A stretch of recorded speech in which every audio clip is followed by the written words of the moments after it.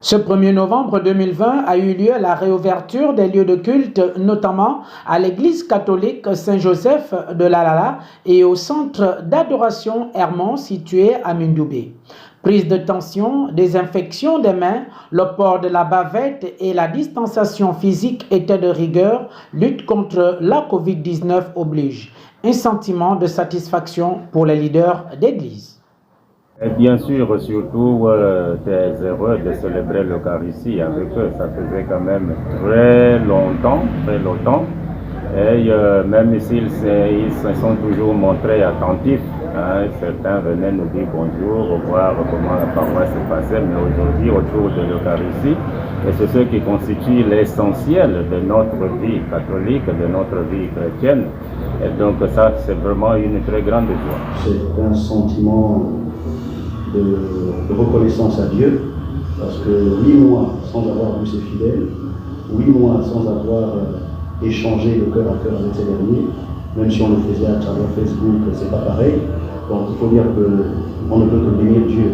Je suis reconnaissant à Dieu parce qu'il a permis que nous puissions faire ce culte, qui est le premier, puisque tout à l'heure on va continuer avec le deuxième et le troisième à 13h.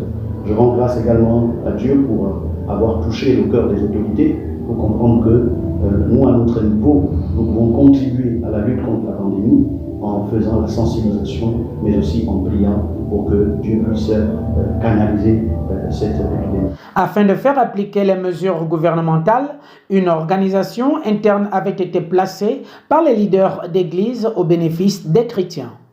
Ce sont des mécanismes qui étaient connus et qu'on avait mis en place depuis longtemps.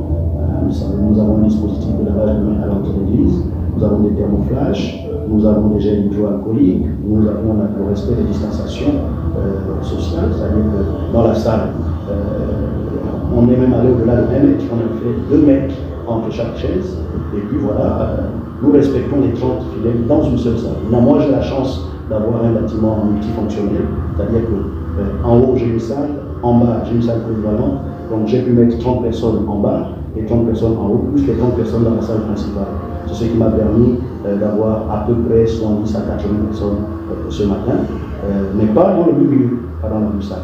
Donc je pense que avec ce dispositif et la conscientisation que j'ai commencé à faire, les uns et les autres vont commencer à avoir des résultats. Nous aurons des résultats.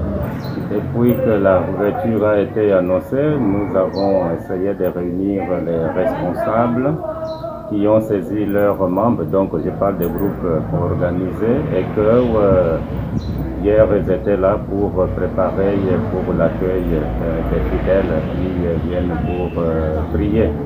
Nous nous sommes organisés en faisant 5 célébrations aujourd'hui.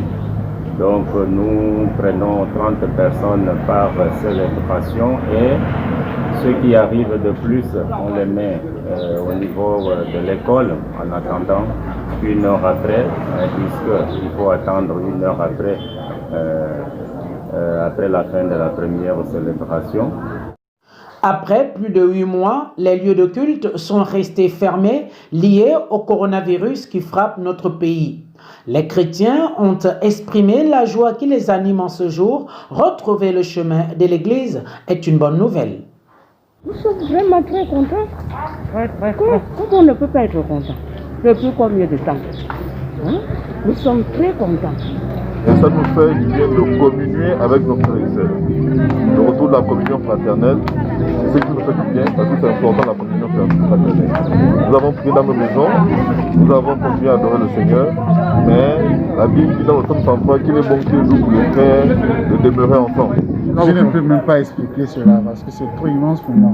Je me suis réveillé à 5 heures pour ne pas être ici, parmi les premières personnes qui vont assister à cette messe. Et vraiment, c'est un grand jour pour moi, beaucoup de surprises a été fait chez vous pour moi. Je remercie Dieu pour ça. Je trouve que c'est une joie pour moi.